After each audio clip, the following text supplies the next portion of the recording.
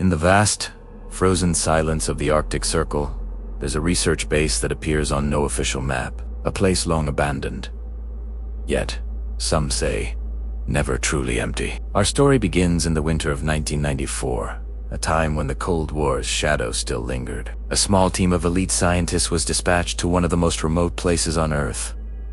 Their mission: to investigate a series of bizarre and powerful magnetic fluctuations detected by military satellites' anomalies. So strange they defied all known physics. The mission was codenamed Operation Polar Silence, and the destination was a newly established, top-secret facility known internally only as Base K-12. The plan was straightforward. Fly in, set up equipment, record the anomaly, collect geological and atmospheric samples, and get out within 2 weeks. Simple. Routine, even. But nothing about this mission would be routine. The team, composed of geophysicists, a biologist, and a communications expert, was the best in their field. They were prepared for the crushing cold, the isolation, and the technical challenges. They weren't prepared for what they found. The first week went as planned. The team established contact, confirmed their arrival, and began setting up their instruments. Initial reports back to headquarters were filled with scientific jargon, but an undercurrent of excitement was palpable. The magnetic readings were off the charts, unlike anything they had ever witnessed. It wasn't a natural phenomenon. It felt structured, intelligent, almost. They were on the verge of a discovery that could change everything we know about our planet. And then, the messages changed. The calm, professional updates became strained, fragmented. The lead scientist, Dr. Aris Tornay, reported hearing a low-frequency hum that wasn't showing up on any of their audio equipment. The team's biologist, Dr. Lena Petrova, noted that local wildlife, which should have been scarce, had vanished entirely. Even the hardy Arctic foxes and seabirds were gone. An eerie silence had descended upon the ice, broken only by the wind and this phantom, resonant hum. Their final, coherent transmission came on January 31st. Dr. Thorne's voice was tense. He spoke of the anomaly responding to their signals, pulsing in a rhythmic pattern that mimicked their own transmission frequencies. It was like they were in a conversation with something deep beneath the ice. He requested an immediate consultation with headquarters, but before they could get a full report out, the line went dead. What happened next is a patchwork of classified documents and whispered rumors from the intelligence community. A frantic evacuation was ordered, but it was too late. All communication from Base K-12 ceased on the night of February 3rd. Jess. Silence. For years, the official story was that the team was lost in a sudden, catastrophic polar storm. The base was declared inaccessible, a tragic loss swallowed by the unforgiving Arctic.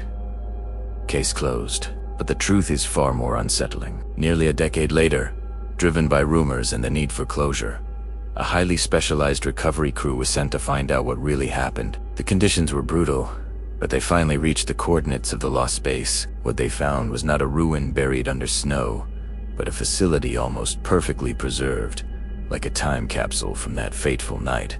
The exterior of the base was untouched, but inside, it was a scene of pure chaos. Emergency lights were still flickering, casting long, dancing shadows down the hallways. Half-eaten meals were frozen solid on the mess hall tables.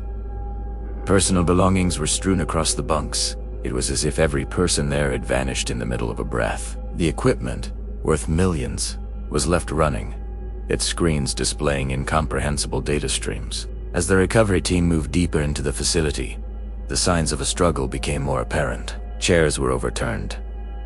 Scientific instruments, worth a fortune, were smashed to pieces. But the most chilling discovery was in the generator room. The heavy, soundproofed steel door was covered in deep, gouging scratch marks. Not from the outside, trying to get in, but from the inside, as if something or someone was desperately trying to claw its way out.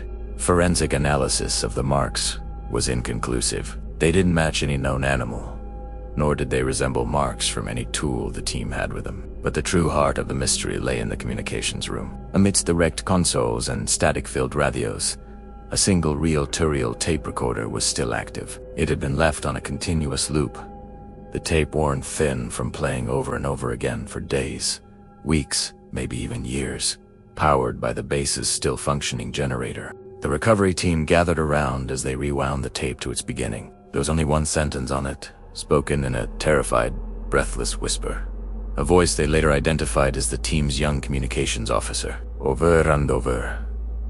The same desperate plea echoed through the silent base. Do not let it inside. What was it? What had the team discovered beneath the Arctic ice? Did the magnetic anomaly awaken something? Something ancient and terrible that had been dormant for millennia. The official recovery report is sealed under the highest levels of national security. The photographs taken by the crew have been classified or lost.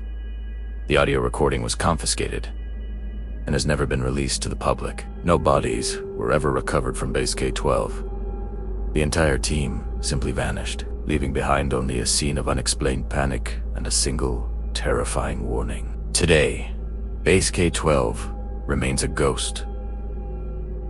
On the ice, it sits in the perpetual twilight of the Arctic winter, a silent monument to a secret that refuses to be buried. Some retired military personnel who have heard the stories speculate that the team didn't just find a magnetic anomaly. They found a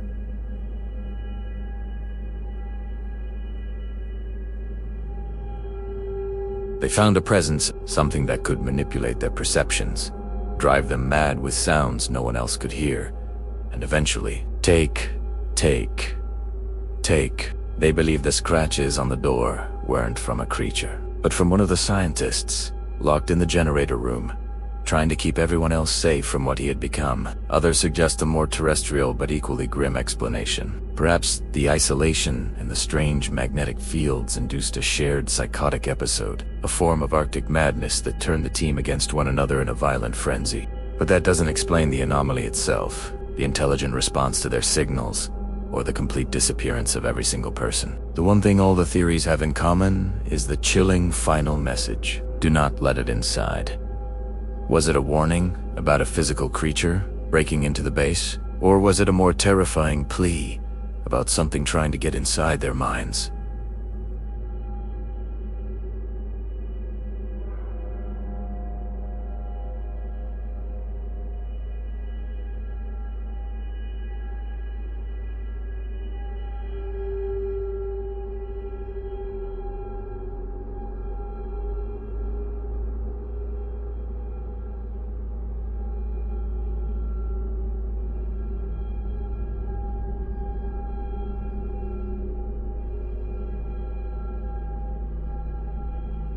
Thank you for joining me on this journey into the Arctic darkness. If you find these unsolved mysteries as fascinating as I do, make sure to hit that subscribe button and turn on notifications. You won't want to miss what we uncover next. Stay curious and stay safe.